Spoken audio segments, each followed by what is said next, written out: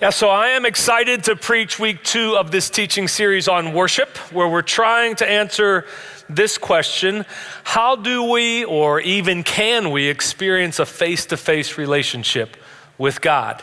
So before I dig into that, I want to quickly address a completely different topic, okay?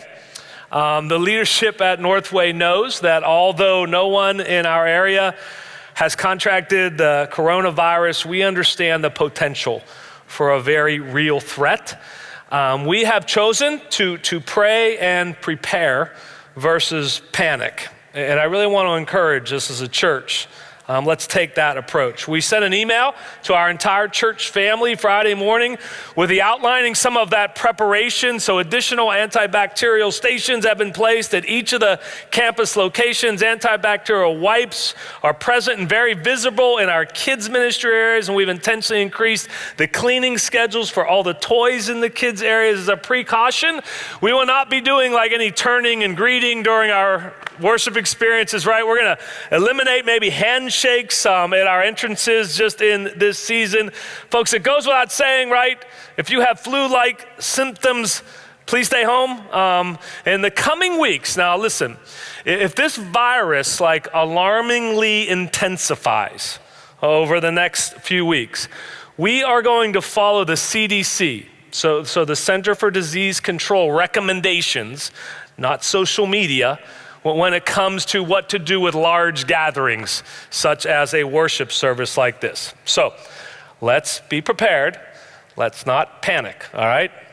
We are trusting God, right? And therefore we're not supposed to be afraid, and we're supposed to move forward. So this is, by the way, this is my first time bringing the message via video to all of our locations in 2 months.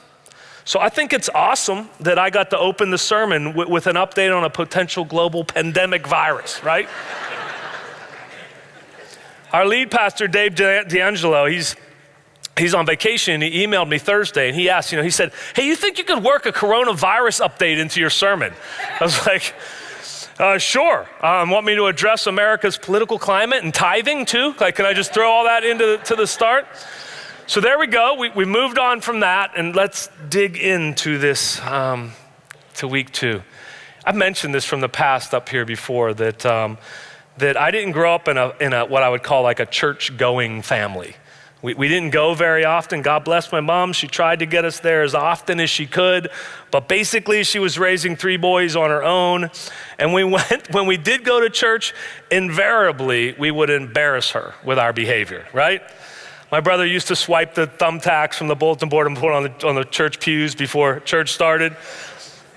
It was funny, I have to say. And like our church used to pass that friendship pad, where you could sign in.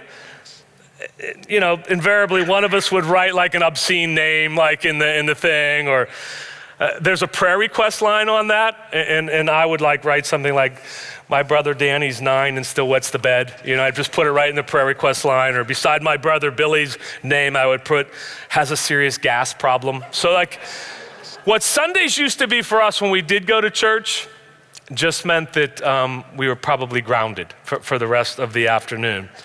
At the close of the church service, the pastor would always stand everybody, and he would say this. He would say, the Lord bless you and keep you.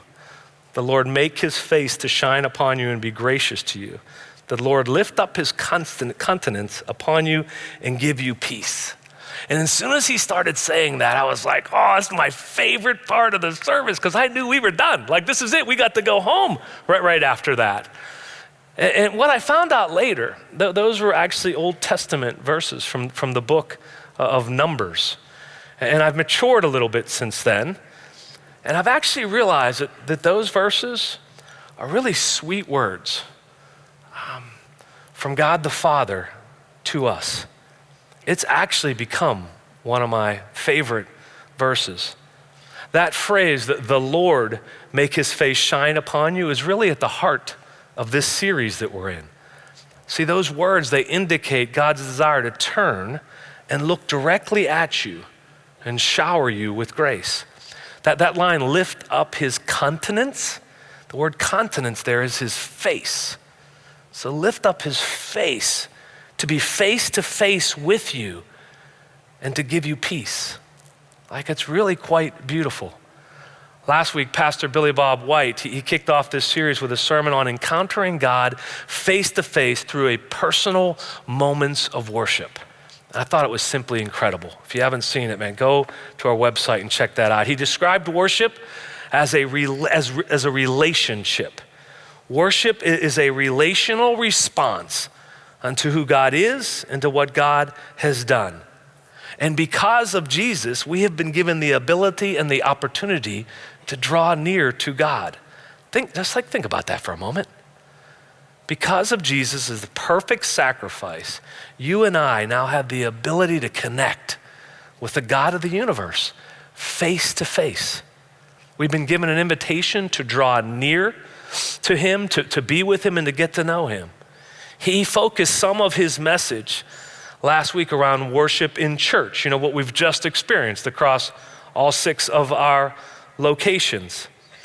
And here's what I think, as Billy Bob, as the man that has been given the authority to oversee worship, that's his role at Northway, to oversee worship across all of our locations, he said something last week that I think should have humbled many of us.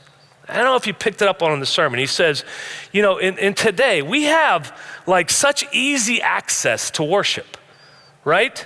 We have it on the weekends. It's on the radio. It's on Spotify. There's countless styles and choices that we have. Worship music has actually become an industry. But he said this, if we are not careful, because of that, we can make worship about us, about our mood, about our preferences, versus about seeking God's presence face to face. See, worship is intended to be deeply personal. That's what we talked about last week. However, today, worship is also intended to be deeply private. Almost knocked that over. Worship.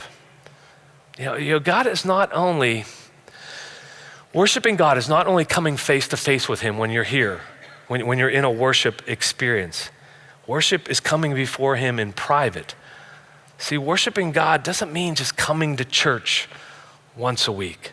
Worshiping God doesn't mean that you just obey the rules. I don't drink, I don't swear, I don't smoke. I'm slapping that Jesus bumper sticker on my car.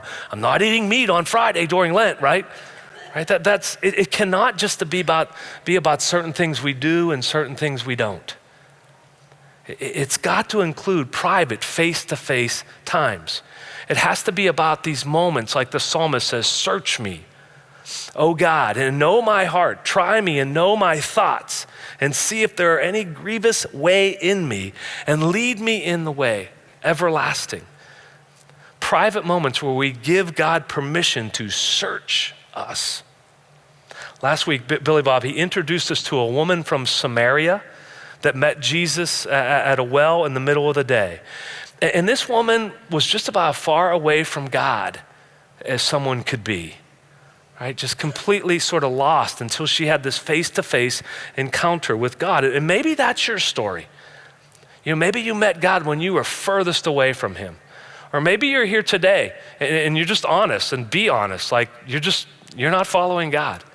Don't really have any desire to, not even sure that there is. Maybe that's your story. Well, today, I want to introduce you to someone else who I think is sort of on the other end of the spectrum, who also had a face-to-face encounter with Jesus. In Philippians chapter 3, the Apostle Paul, he spends the first 6 verses of chapter 3 explaining how he was just about as perfect as a follower of God that there was. So if the Samaritan woman's over here, Paul's way over here on this other side. And he explains how he was born a Jewish boy. He grew up in the right type of family, had the right type of God-fearing parents.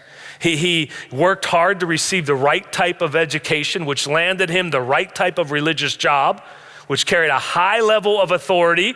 He passionately went about pointing out the sins of others with great pride and would punish and judge those who were breaking God's rules. He admittedly thought that he had it all together, so much so in verse 6, he calls himself back then blameless. He felt he was perfect according to God's law. But when we get to verse 7, we begin to hear the passionate expression of a man that had a private, face-to-face experience with the Father, with Jesus. And here's how he explains his blameless, judgmental, prideful life after that encounter. So the first 6 verses were before the encounter. Now he describes what his life was like after the encounter. And he says this in verse 7, "But whatever gain I had, I counted as loss for the sake of Christ. Indeed, I count everything as loss because of the surpassing worth of knowing Christ Jesus my Lord. For his sake, I have suffered the loss of all the things and count them as rubbish." I'll come back to that word in a second. "In order that I may gain Christ and be found in him, not having a righteousness on my own that comes from the law, but that which comes through faith in Christ, the righteousness from God that depends on faith." What Paul is saying is all those right things that I did, that I've done, all of my accomplishments and powers and authority, all those times of no smoking, no drinking, no swearing, all the times of not eating meat on Friday, I count as rubbish, he says. And the Greek word there for rubbish is skubala. And when you literally translate it, if you don't know, it means dung. What a baby puts in a diaper, right? It's what he's saying, all that stuff, all those right things means nothing compared to the face-to-face encounter that I had, that I have now, this intimate relationship with Jesus. He is saying that I've encountered the Lord, and now I experience peace and grace and love in this experience, in this relationship. And he keeps on going in verse 10. He says, "That I may know him in the power of his resurrection and may share his suffering, becoming like him in his death, that by any means possible I may attain the resurrection from the dead." That word there, to know him, it's the Greek word. Billy Bob said it to us last week, gnosko, which means this personal, intimate, firsthand experience of knowing God. Like, I don't know if when you read that verse, can you pick up on the passion, like the excitement, the sheer pleasure of Paul, who was way over here on this, legalistic, I got to do everything right, everybody else is wrong. He was way over there, and now he's been set free from all those religious regulations. He's a man that's been set free for love, to love. His response, his worship is intimate. It's like he doesn't care as he's listening. He doesn't care that he sounds a little bit over the top. His private face-to-face encounter has changed him forever. And as a result, like, he's eager to further that relationship, to continue and stay face-to-face, not just showing up in church or doing the right things. Now he knows the God of the universe. He knows that the God of the universe has pursued him, that has never given up on him, then went and found him, and he is all in. Anyone here today across all of our locations that you find yourself really stuck in just following all the rules, and it's exhausting, and you're not finding those moments to get face to face with your Father? In my role, I just have met Christians often that are just miserable, that are just mean. And I never say this out loud, but you know what I think? Sometimes I think, I wonder how often they're getting face to face with God. I wonder if they're seeking out those quiet times and really just saying, search me. I think being just a rule follower can be exhausting. And I think a face-to-face follower can be really uplifting. You can find a great deal of peace. If you know me, if you've talked to me, I've always had a deep respect for those that have served or are serving in our military.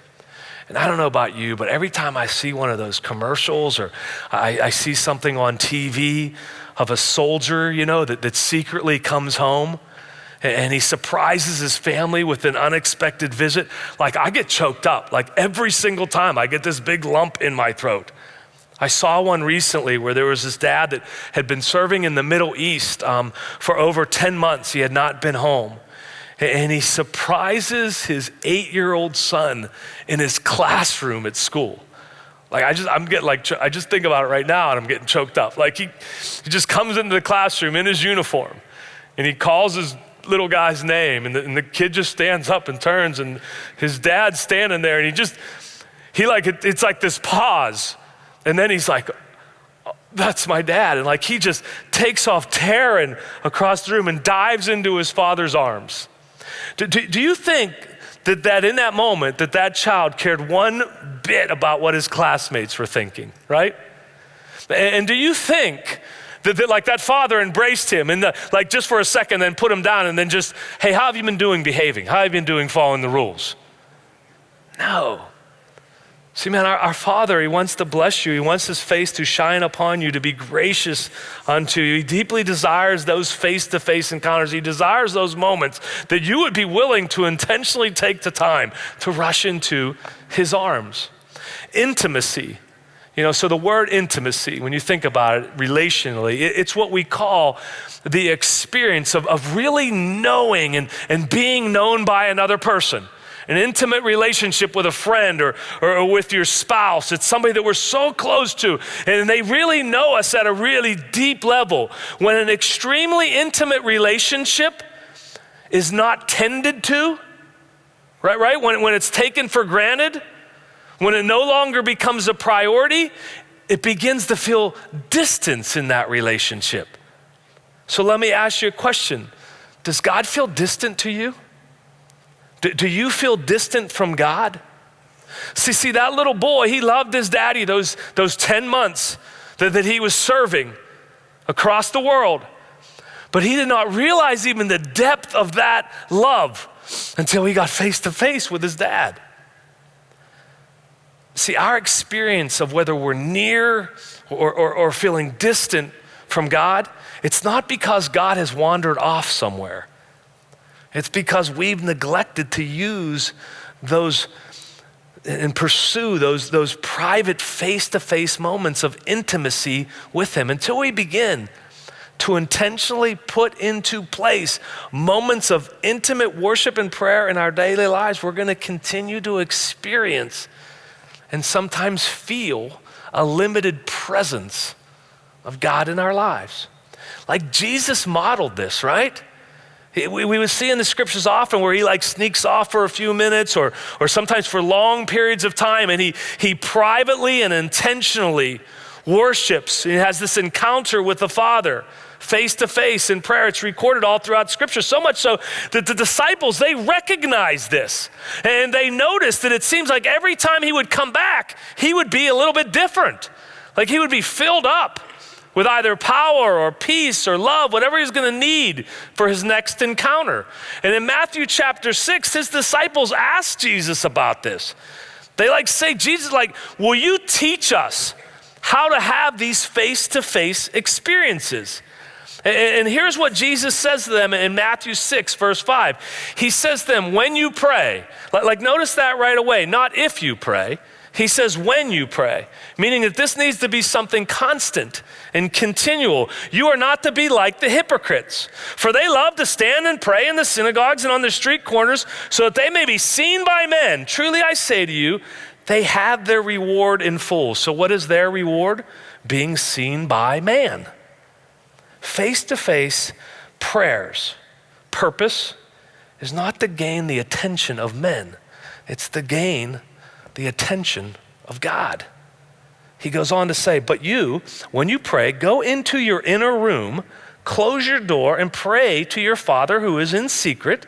And your Father who sees what is done in secret, he's going to reward you. There's a reward for these private moments of worship and prayer with God. When we worship behind closed doors in private, it's not for the world to see. It's the sacred secret. It's a place in which all of our attention and all of our affection is solely on him. Jesus says, and when you are praying, do not use meaningless repetition as the Gentiles do, for they suppose that they will be heard for their many words. He's basically saying, when you get in these private moments, it's not about like just something you memorized as a child or throwing up a series of Hail Marys. This is supposed to be a conversation. It's supposed to be your words to the Father's heart, face to face. So do not be like them, for your Father knows what you need before you ask him. Pray then in this way. And if you know this text, what happens next is Jesus goes through what now we call the Lord's Prayer. Like that's not what he said in the scripture. He says, now we're going to call this forevermore the Lord's Prayer. He doesn't say that. He goes through this beautiful way to pray to the Father. You know, and that Lord's Prayer, it's a prayer that's been memorized and recited in churches and at dinner tables and weddings and funerals across the world, right? And I don't think there's anything wrong with that, but I think we have to be careful that it doesn't become meaningless or mindless repetition. That's what he warns about when he's telling the disciples. It should never become a routine. I believe in Jesus' intention. It was not to give us a transcript to recite. It was to give us a framework in which to have a face-to-face experience with the Father. So here it is. Like, this is not going to be too challenging, I don't think. But here's my challenge to every single one of the people that are listening to me across all of our locations. This week, find 10 minutes each day. Come on. 10 minutes. Get up 10 minutes earlier. Find 10 minutes each day and get by yourself. Private. Worship and prayer, no agenda, just simply get face to face and have a conversation with the Father. And I know it might even feel like awkward, right? For some of you. But listen, anytime you're trying to make a new friendship, isn't there a little bit of awkwardness to it? So what I want to do is with the rest of our time, I just want to walk us through that. I want to sort of like activate that. Because maybe for you, like you're just even sitting there saying, I don't even know where to start. I don't even know what to do. What would I do? I'd go shut the door, and then what? Well, I think that Jesus did give us a framework with the Lord's Prayer. So I think you can use that as a framework. But in a couple moments, I'm just going to ask anybody, if you're willing, just shut your eyes, and I'll tell you when. Close your eyes, bow your head. If that's like way too uncomfortable for you, the Lord's Prayer, I'll have it up on the screens, and you can look at that. But I just want to walk you through what this might feel like. I want to walk you through what some of my private time with the Lord looks like. Some of the things that I do. So right now, let's just close our eyes, bow our heads. I just want to walk through this with you. The Lord's Prayer, Jesus opened up. He said, "Our Father who is in heaven." So right now, thank God for being a perfect Father. You know, sometimes I just say something like, God, thank you for pursuing me, for never giving up on me. I'm going to walk through this slow. I'm going to have little pauses. This is for you to activate, for you to use this moment, even though I know we're in a public setting, for you to experiment with this private conversation. Jesus said, hallowed be your name. He's saying, God, your name is holy. Well, what name has God been in your life recently? Has he been your provider? Tell him, thank you for providing. What name has he been in your life? Has he been your protector? Tell him. What name do you need him to be right now in your life? Healer? Tell him. God, I need healing in this area. Ask him, what do you see in me? What name do you see in me right now, Lord, that maybe I don't see? And then just sit and listen. And listen, he's never going to say something like loser. God, it's impossible. It's not in his character to condemn.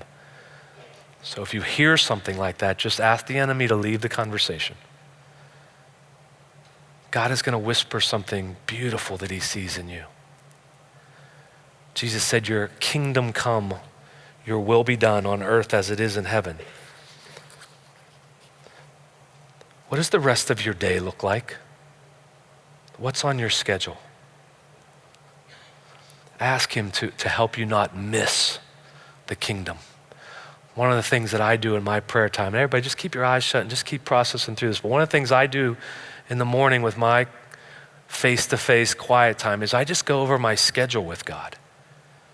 God, here's the meetings that I have today. Here's what I have planned. Here's what's coming up.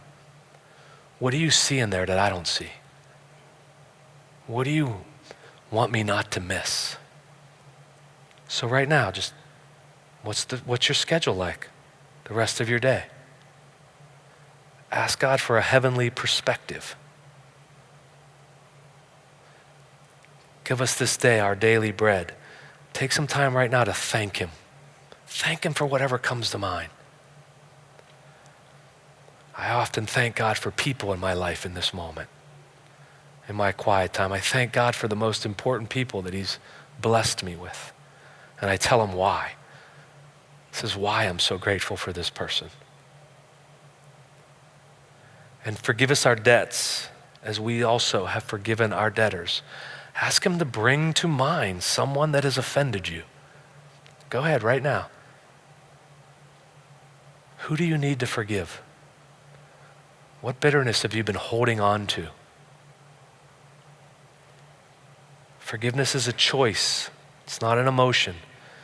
Take time to say, God, I choose to forgive this person for what they did.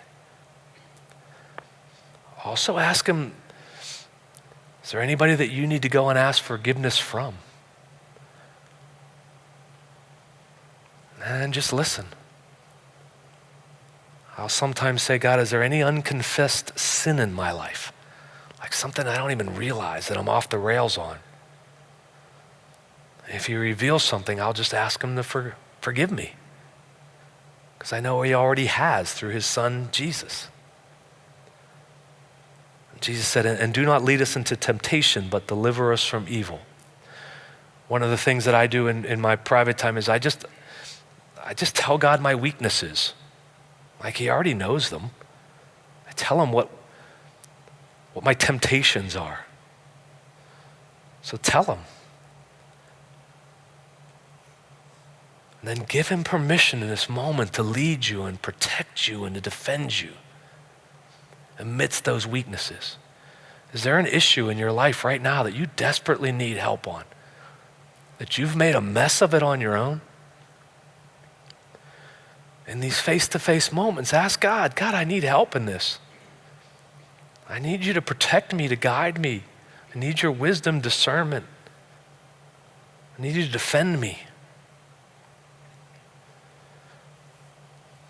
Jesus said, for yours is the kingdom and the power and the glory forever.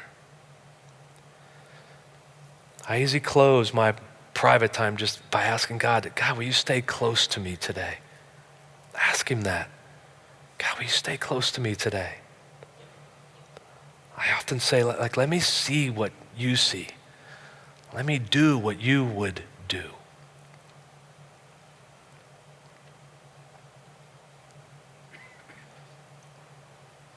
And then I typically close my prayer time by saying, God, give me the courage, the strength to do this again tomorrow. Because I need that every day, private worship and prayer time with you. It's got to be face to face.